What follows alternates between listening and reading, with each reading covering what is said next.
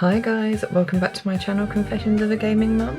So today my video is going to be, you've probably seen from the title, my reaction to E3 2019. Some of you may know, some of you, or most of you probably don't. I actually went to E3 last year. I was sponsored by Square Enix to actually go over there to do some reporting and reviewing on Shadow of the Tomb Raider before it was out for general release. So I got to see like behind the scenes, I got to play the demo and stuff like that. I did a video on it actually for my other channel, so I'll leave a link in the description for that video if you want to actually see what my reaction was to actually being at the event.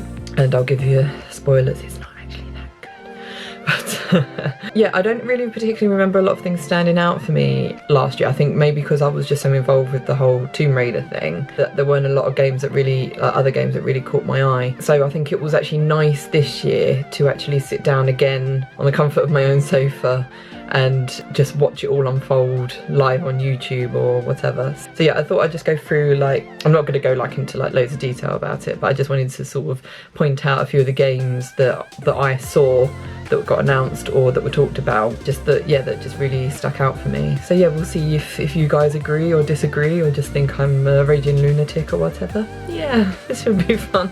First off, I think I would like to talk about the fact that actually Konami was there. Seriously, why are you here when you don't have Silent Hill to show? I just have this thing now about Konami. I'll just forever be bitter about the fact that they took Silent Hill away from us. Even though I was a wimp and never really played it, the potential was there. And I know so many fans that are just heartbroken at the fact that we'll probably never see a Silent Hill game again. And yeah, I mean, I actually thought that Konami were moving away from games. Clearly not if they're actually at E3. So yeah, fuck your fucking ideas up, Konami. Another disappointment for me. I'm starting off on a negative note, and I'm really, this is fun. Yeah, a negative note was Bethesda not mentioning Elder Scrolls 6, which I think a lot of people were like, really? Wait, like, you made this big announcement last year, could you at least give us another little teaser or just give us something? Don't just like disappear for another like 10 years or something while you're working on it. Please give us something. So yeah, I was a bit disappointed there wasn't any Elder Scrolls stuff. I mean, they mentioned Blades, I think, coming to Switch. Don't have a Switch yet, but yeah, I think we're planning for our son to have a portable console, so so that's kind of on our list. But again, until we have the money to get it, it's a pipe dream at the moment. But yeah, it was a bit of a disappointment with the Bethesda announcement. I think they talked about like Fallout 76 as well, some improvements or whatever. That'd be interesting. First one we actually watched live was the Ubisoft one. I mean, yeah, we did get into it quite late. All the others, obviously, we were just catching up because we were like, well, obviously my husband works and stuff, so it was a bit difficult for us to be able to stay up and watch a lot of them. Yeah, Ubisoft, like, I think that one started off quite good with the whole Assassin's Creed Symphony going on tour. I'm actually really excited about that, so hopefully I can get tickets, because we went to see Elder Scrolls live, the music, and that was absolutely phenomenal. So I'd hate to miss out on Assassin's Creed coming to London. I would just be absolutely gutted. So really hoping I can get tickets for that one. Be absolutely amazing. With other stuff with Ubisoft, I mean, it was very much Ubisoft sponsored by Tom Clancy, really, wasn't it? It was just so many Tom Clancy games. I'm like, yeah, it's a bit much, really. You're just trying to sort of get as much money out of this guy's name as you can. It's just a bit much, really. But I did like the look of Watch Dogs Legions, or whatever it is. Someone we know was just like every 5 seconds they said, they were just like, I've been there. It was the same with us. We were like, yeah, it's a really good layout of London. We were like really intrigued by it, and it just seems like a pretty cool concept. So I'm hoping that they can actually follow through with what they've actually said you can do. Like, you can just hire anyone, like pick anyone off the street, and they all have their own story, their own skills, and apparently there's like this thing, like you can follow this married couple around, and if you kill the wife, then you'll see the husband. You can follow the husband, and he'll go to her grave for a good long while, and then he'll move on and start dating someone else. And it's a fascinating thing that they can, like, if they can actually follow through with that, and that can actually, like, when we actually get the finished article, that's what you can do. And like I said, just being able to just hire anyone off the streets, and everyone has their own individual story. It'll be really cool to actually see that actually be a reality. So yeah, I'm actually really looking forward to it. Not just the whole London thing, but yeah, I'm actually really looking forward to it. I'm still a tad cynical because obviously what happened with the first one. I mean, I've never actually played any of the Watch Dogs, but I followed the news on it, or I followed the news on the first one, and yeah, it just weren't good. Yeah, I remain hopeful, but also that tiny little bit skeptical about it. But we'll see, because I really want to play it if it's as good as it looked at E3. I don't think it got a lot of hype around it when they showed it, but I actually was quite intrigued by it. It looked like I loved the style, and obviously I love myths and legends anyway, because of archaeology degree and stuff. Gods and Monsters that is coming through Ubisoft. They were like apparently inspired by working on Assassin's Creed Odyssey. So yeah, that's like, and I think that'd be something I think I'd love to play. Or it depends obviously, like if it's got a big horror element or if it's like gore or whatever, but I'd love to play that with my son, just to give him a little intro into myths and legends and like the sort of stuff that I loved as a child growing up. But yeah, I just loved it. It looked very Zelda-esque, I thought, the style. And even though I'm not really a Zelda player, it's one of those ones I've always tried to get into, but because I never really had that console, it just never worked out. But with this one, I think it would be a really, like, it's a theme that I love. It's a style that I think is really cool. So yeah, I'm actually really intrigued by that one. I think the other one that we didn't watch live, but we watched the whole thing afterwards, because again it was on really late, and having a baby and my husband working, it just didn't work out for us to be able to watch it. But obviously because my husband works for the company, we had to watch it. It was kind of like he just wanted to see how things went. So yeah, we watched the Square Enix presentation to see what that was like and how the reactions were, and there was a lot of Final Fantasy in there, wasn't there? Again, for someone like me I've always tried to get into it, but it's never really appealed to me, although I do really think I'm going to be playing Final Fantasy VII, like the remake, because it looks absolutely stunning. I mean, they all look really absolutely stunning, didn't they, now, the Final Fantasy games? But yeah, I know so many friends that were just like wetting themselves over Final Fantasy VII, so there's got to be something about it, really, isn't there, that appeals to people. So yeah, I really want to try and give Final Fantasy VII a good go and try and play it when that comes out. Again, I just want to say about the fact that because a lot of these games are coming out 2020, there is some hope that I'll actually be able to play them, because my son will be that little bit older, that little bit more independent, so I might actually have like time to myself to be able to play them. Like I can just give them to my parents and be like, yeah, can you just take them for the weekend so I can play some games finally? Because obviously, like, Sony wasn't there, so we didn't really get anything about like Last of Us 2. I think a lot of people were hoping on Last of Us 2 and stuff. But again, I think the rumour is that that's coming out February 2020, which again would be really good for me, because my son will be that little bit older, so I can actually play these games that I've been like looking forward to for so long, and just really get back into gaming, because I miss it so much. I really do. I don't think I think I took it for granted when I was pregnant, and now I'm just like, oh, I miss it so much. The only real experience that I get is watching other people play it on YouTube, and that's just not the same. It really isn't. So many. I've got a list of so many games that I want to play when I've got the chance to. I haven't even really been able to play a lot of the DLC for Shadow of the Tomb Raider, because I can't. I mean, like, when my son goes to bed, I've got like literally an hour before I go to bed myself, because one, I'm exhausted, and two, he wakes up so many times during the night that I won't get any sleep unless I go to bed not long after him. So I'm really selling it, and I having a baby. Anyway, I'm digressing. I'm supposed to be talking about the Square Enix presentation, so back to that. I mean, it was kind of like the Ubisoft presentation where there was a lot of Tom Clancy, and with Square Enix it was just all like Final Fantasy. Not that that's a bad thing. No, it's not. It's a good thing. It's fine. If you're a Final Fantasy fan.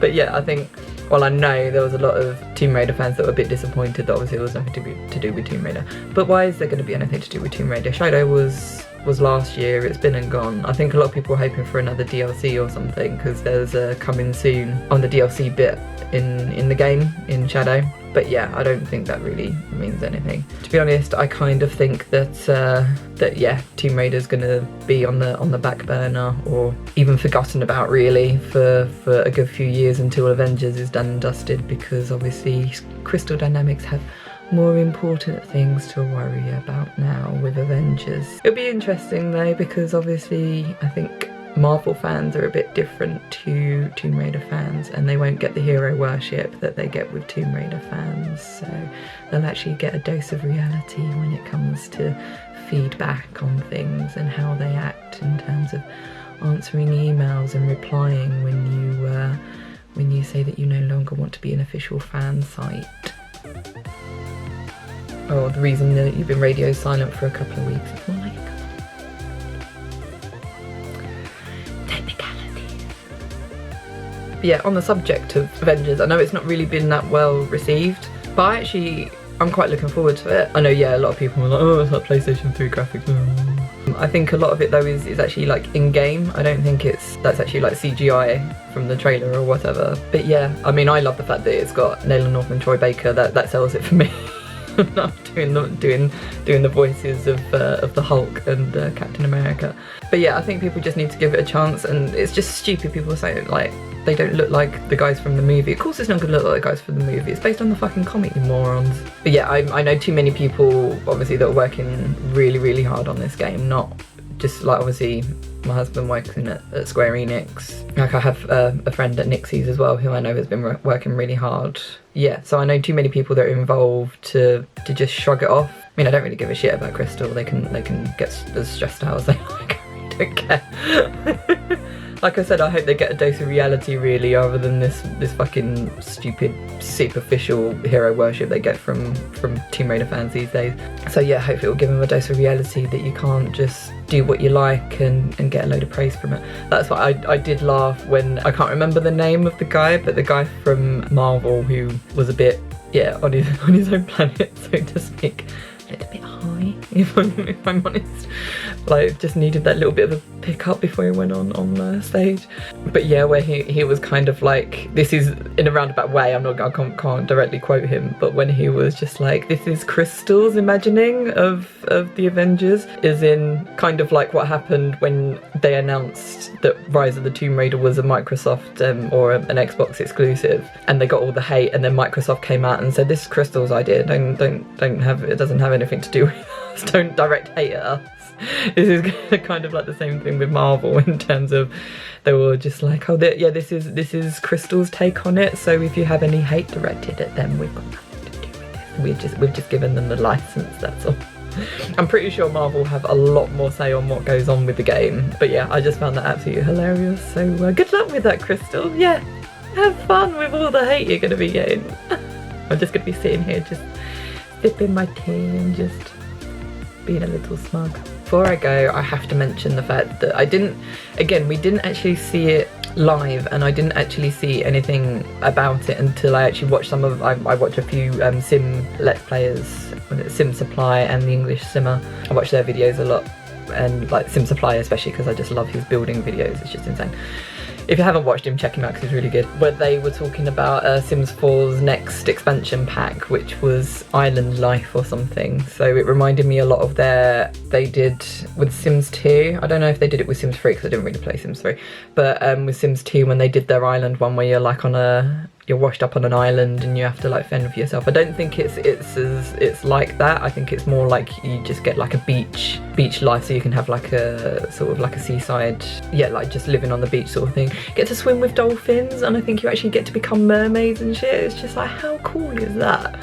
So that's one I'm definitely going to be picking up because that looked absolutely amazing. So yeah, that's because that's my guilty pleasure is definitely The Sims. If there's anything that I try to play while I'm watching my son, it's The Sims, because that's one that I think you don't have to get too involved with it. It's just one of those things you can like get into it for 10 minutes and then walk away for an hour and then come back, and it's still not so bad as long as you pause the game and don't leave them to a free run and they end up just like killing themselves and setting themselves on fire and shit. But yeah, that's just because it's an open-ended game as well. You don't really have to get into the story of it. You just do whatever you want. So yeah, Sims is probably the only one I've felt like I've really actually been able to play, like sit down and play. So yeah, so I'm really excited about that new one. And there's a few like that I've watched. I think it's the new Animal Crossing. I thought that looked really good as well. So I think that's one of the ones that I said to my husband, we definitely have to get ourselves a Switch. I think that'll be our next console that we save up for, other than obviously the PlayStation 5 whenever that comes out. But yeah, the Switch I'd really love for my son, like to be able to play stuff with my son when he's that bit older. But yeah, there were a lot of games that we were watching, and we were like, oh, that'd be really good for Bubs, that like this would be really good, that'd be really good, and different things like that. So yeah, I actually thought this year was quite a good E3. There wasn't anything that really stuck out. I should probably mention Cyberpunk as well. I think that was probably like the big one that I think everyone was waiting for, especially obviously Keanu Reeves on the stage announcing that he's in the game and everything.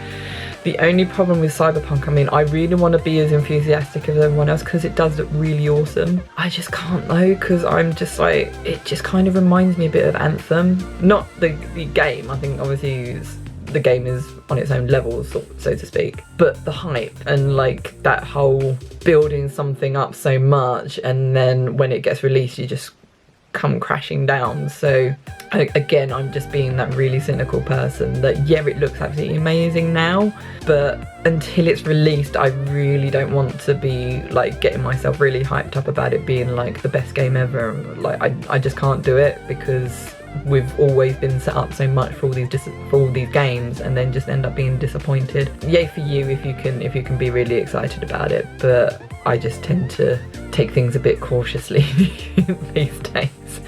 I've learned, I've earned my wisdom in terms of not getting too hyped up about games so much, apart from obviously The Sims.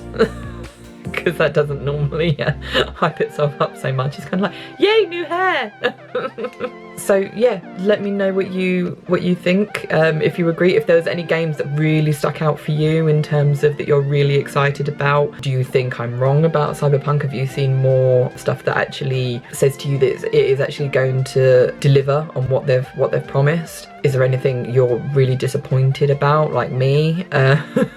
In terms of there was no Elder Scrolls, or are you a Tomb Raider fan and you were hoping to see some like new Tomb Raider DLC or whatever? Just give me all your comments and let's start up a discussion about it and see where we go. Also, you might not have seen, I have also set up a Patreon page so I can accept donations now. Me with a begging bowl, give me money please. So yeah, I'll leave a link in the description to my Patreon, so you can, if you want to donate, that's absolutely amazing. I love you, that's really lovely of you, and I really appreciate it. If you don't want to donate, again, that's fine. I appreciate you actually just watching the videos, which is really good. It's just the whole thing of, I want to be able to make YouTube my full-time job.